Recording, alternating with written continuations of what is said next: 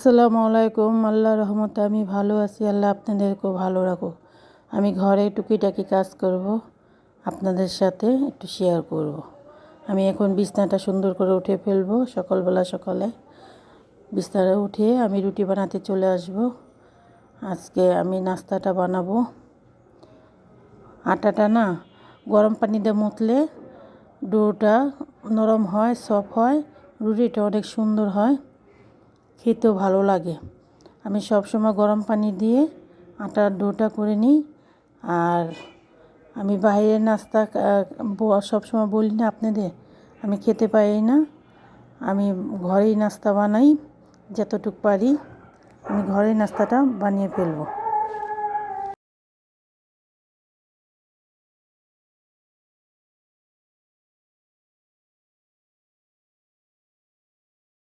আমি একটা পরোটা বানাবো। রুটি বানানো হয়ে গেছে, আমি এখন একটা পরোটা বানাবো। পরোটাটা আগে তেল দিয়ে আর খামিরটাকেও ভিতরে যদি দিই তাহলে খেতেও ভালো লাগে। এখন আমি ঘরটা নাস্তা বানানো শেষ, আমি ঘরটা এখন আস্তে আস্তে গুছিয়ে ফেলবো। আমি সব কিছু পুছে ফেলবো। আর ছোটোখাটো কাজ কাম করি, আপনাদের সাথে একটু শেয়ার করি, আমার কাছে ভালো লাগে। তার জন্য একটু শেয়ার করি। আপনারা আমার ফ্যামিলির একটি সদস্য হয়ে গেছেন। ওটা গুছিয়ে ফেললাম, এখন আমি ঝাড়ু দিয়ে ফেলবো। নিচটা সুন্দর করে আমি ঝাড়ু দিয়ে ফেলবো। এই ধুলাটা কোদিক থেকে যেন আসে, এত ধুলা। প্রতিদিন দুবেলা তিনবেলা করে আমার ঘর ঝাড়ু দেওয়া হয়, তারপরও ধুলাই করা যায় না। বৃষ্টি না আসলে মনে হয় ধুলা কমবে না, অনেক ধুলা হয়ে গেছে ঘর বাড়ি। দৈনিক জীবনের কাজ কাম আমরা প্রতিদিন করি, আপনাদের সাথে একটু শেয়ার করি, ভালো লাগে। দোকানপাট সব বন্ধ, কালকে আবার ভোট। তার জন্য আজকে বাড়িতে সবাই কাজ কাম করতে একটু বিরক্ত হয়ে যাচ্ছে। তারপর কিছু করার নেই, আমাদের করতেই হবে। প্রতিদিনকার কাজ কাম আমাদের প্রতিদিনই করতে হবে। এখন আমি একটা সবজি বানাবো। সবজিটা আমি রাতেই বানিয়ে দিয়েছি। এই সবজিটা আমি ওই রুটি দিয়ে খাবো। আমি এদিকে বুকলি দিয়ে পেঁপে অনেক পদের দিয়ে আমি সবজিটা বানাইছি। এটা দিয়ে আমি রুটি দিয়ে খাবো। এইরকম সবজি না খেতে অনেক ভালো লাগে, রুটি দিয়ে খুব ভালো লাগে। আর আমি দুপুরের জন্য করলা ভাজিটা করে ফেলবো। আমি দুপুরে করলা ভাজি খাবো। তিতা না খাওয়া না অনেক ভালো, স্বাস্থ্যের জন্য অনেক ভালো। আর করলা তো যদি ভালো করে রান্না করা যায় তাহলে করলা তিতা লাগে না। করলা ভাজিটা খুবই ভালো লাগে। করলা ভাজিটা করে আমি ভাতটা চড়িয়ে দিব। ভাতটা আমার প্রায় হয়ে আসছে, ভাতটা হয়ে গেছে, আমি ভাতটাও রান্না করে ফেলবো। এ ফাঁকে আমার ভাতটা হয়ে গেল, ভাতটাও আমি রান্না করে ফেললাম। ভাতটাও আমার হয়ে যাচ্ছে। আমি এখন রুই মাছ রান্না করব। রুই মাছটা আমি ভালো করে ম্যারিনেট করে রাখলাম। আমি আজকে রুই মাছ ভাজি করব, ভাজবো আর কি। আমি রুই মাছটা ভাজবো। আমরা আজকে করলা ভাজি, ডাল আর রুই মাছ দুপুরে খাবার। সবাই আজকে বাসায়, আমরা এটাই আজকে খাবো। রুই মাছ ভাজা অনেক দিন ধরে খেতে মন চাচ্ছে, মাছকে ভেজেই ফেললাম।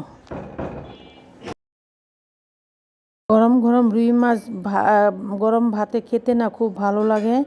আর আমার রান্না বান্না খুবই পছন্দ আমার বাচ্চাদের খাওয়াতে। আমার রান্না বান্না করে আমি খাওয়াতে খুব পছন্দ বোধ করি। আমার বাচ্চারা আমি যতটুকু পারি আমি ঘরেই সব কিছু বানিয়ে খাওয়াই। আমি বাইরের খাবার খেতে দেই না, আমি নিজেও খাই না, ওদেরও খেতে দেয় না, হঠাৎ খায়।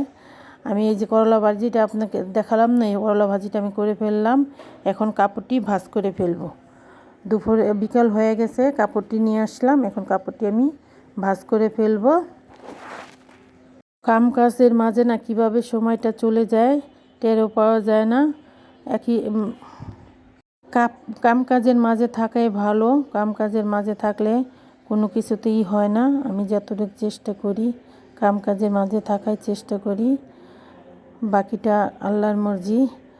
এখন আমি কাপড়টি ভাঁজ করে ফেললাম, এখন আমি সব কাপড়টি উঠিয়ে ফেলবো। সংসার বলতেই তো কাজ কাম করে বাচ্চা কাচ্চা মানুষ করে যদি ভালো মতন করে আমরা থাকতে পারি ইয়াতে আর কি চাই বলেন? এটাই তো আমাদের দুনিয়া, এটাই আমাদের সব কিছু। নিজেদের কিছু মনে পড়লেও কিছু করতে পারি না, বাচ্চা কাচ্চার চিন্তা ভাবনা করে অনেক কিছু করতে হয়। এখন আমি বারান্দাটা আজকে পুছে ফেলবো, বারান্দাটা আমি কালকে পুছিনি, আজকে পুছে ফেলবো।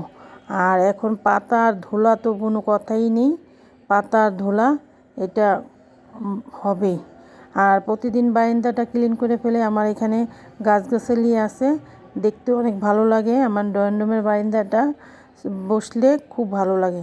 এখন আমি প্লেটটি ধুয়ে ফেলবো, প্লেটটি সুন্দর করে আমি ক্লিন করে ফেলবো। খাওয়া দাওয়া শেষ, আমি এখন প্লেটটি ক্লিন করে ফেলবো। কষ্ট পেলেও কষ্ট মনে না করে যদি এগিয়ে যেতে পারে, যে কোনো মানুষই ভালো থাকবে।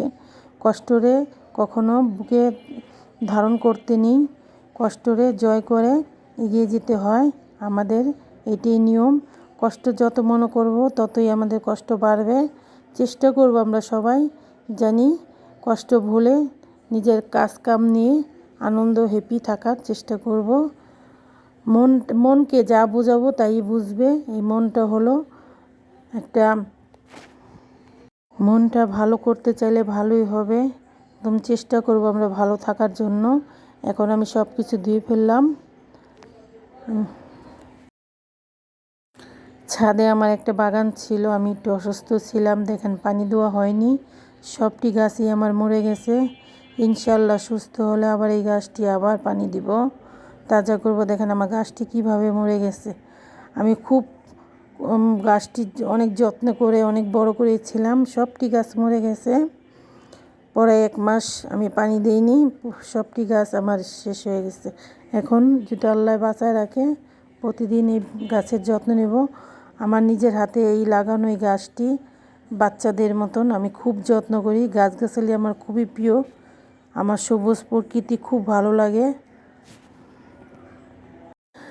ছাদের উপরে একটা বাগান দেখতে, ওখানে বসলেই না অন্য রকম একটা লাগে, ভালো লাগে, ভালো লাগার কাজ করে।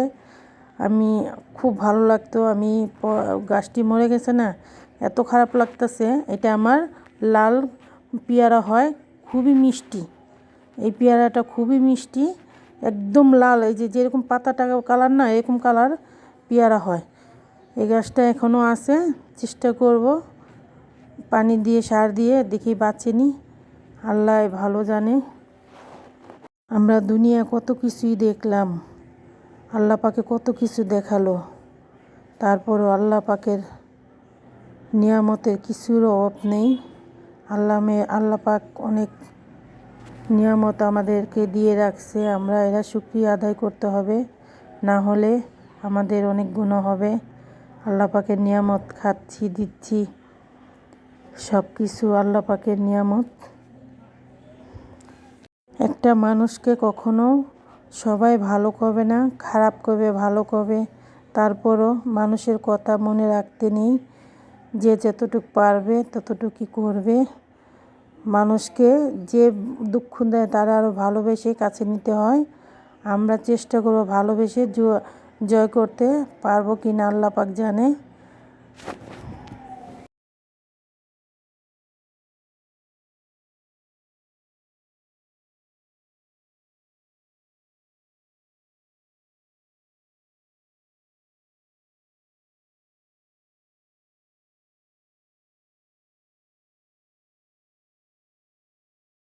দুনিয়ার কিছুই আমাদের লগে যাবে না, সবই যাবে ইমান আমাল আর মুখের ভালোবাসা, এটাই আমাদের সাথে যাবে।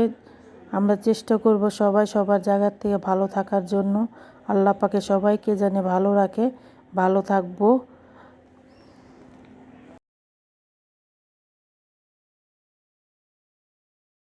আসসালামু আলাইকুম, আল্লাহ হাফেজ, পাশে থাকবেন।